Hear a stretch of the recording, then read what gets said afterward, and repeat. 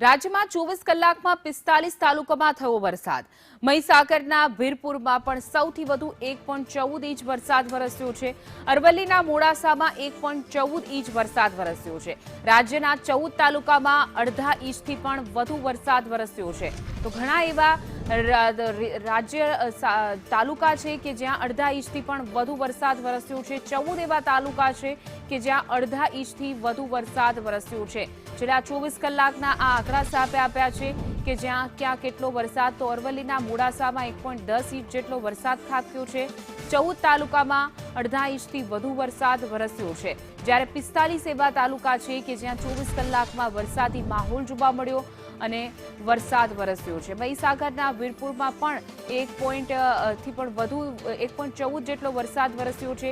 રાજ્યના 14 તાલુકા એવા છે કે જ્યાં અડધા ઇંચથી પણ વધુ વરસાદ વરસ્યો છે। જે રીતે હવામાન વિભાગે આગાહી કરી હતી તે રીતે વાતાવરણમાં પલટો આવ્યો, ત્યારબાદ 45 તાલુકામાં વરસાદી માહોલ છવાયો। ક્યાંક ધીમી ધારે તો ક્યાંક ધોધમાર વરસાદ વરસ્યો છે। મોડાસામાં તો 1.10 ઇંચ જેટલો વરસાદ વરસ્યો છે। 14 એવા તાલુકા છે કે જ્યાં અડધા ઇંચથી પણ વધુ વરસાદ વરસી ચૂક્યો છે। રસ્તાઓ પર પાણી વહેતા થઈ ગયા છે, જાણે ભર ચોમાસું આવી ગયું હોય એ પ્રકારના દ્રશ્યો સર્જાયા હતા।